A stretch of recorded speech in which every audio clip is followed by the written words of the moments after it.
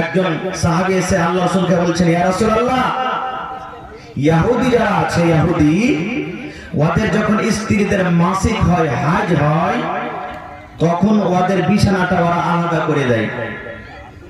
বিছানাটা আলাদা করে দেয়। তুই নাপাক আছিস, 3 দিন 4 দিন 5 দিন যতদিন তুই নাপাক হয়ে থাকবি, তুই আমার বিছানায় ঘুমাইতে পাবি না। এত ঘৃণা করতো তাকে। তুই আলাদা হয়ে থাক, তুই আমার জন্য কোনো তরকারি রান্না করবি না, ভাত রুটি করবি না, তোর হাতের আমি খাবো না, তুই আমার জন্য পানি নিয়ে আসবি না, তুই আলাদা হয়ে থাক। আল্লাহুস সামাদ, কত বড় জুলুম অত্যাচার। সাল্লাল্লাহু আলাইহি সাল্লাম যখন শুনলেন আল্লাহুস সামাদ, মেয়েদেরকে মান সম্মান দিলেন, নারীদের দিলেন, জানেন? আল্লাহর নবী বললেন, ও আমার উম্মতেরা তোমরা শুনে নাও, ও আমার সাহাবীরা তোমরা শুনে নাও। ইহুদিরা নিজের স্ত্রীদের সাথে, মেয়েদের সাথে, বিবির সাথে এরকম কাজ করে।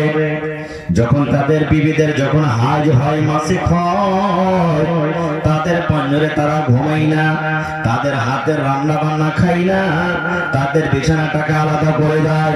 আল্লাহ নবী বললেন, ও আমার উম্মত তোমরা শুনে নাও, এই কাজ করতে হবে না। এটার নাম শরীয়ত নয়, এটার নাম দ্বীন নয়। একটা মেয়ের প্রতি, নারীর প্রতি জুলুম অত্যাচার হলো। দয়ার নবী বললেন, সাহাবীরে, যখন তোমাদের বিবির মাসিক হবে, হাজ হবে, তাদের বিছানাটা আলাদা করতে হবে না। একই বিছানাতে, একই সাথে গায়ে গা লাগিয়ে তোমরা ঘুমাবে। এতে কোনো গুনাহ হবে না, এতে কোনো ক্ষতি হবে না। এবার নবী বললেন, তার রান্না বান্না তোমরা খেতে পাবে, তার সঙ্গে কথা বলতে পাবে, দরকার হতে গেলে চুমাও তুমি খেতে পাবে, তোমার গুনাহ হয় না। কিন্তু নবী বললেন, উম্মত রে, এই কাজ থেকে তোমরা শুধু তোমার বিবির কাছ থেকে দূরে থাকবে।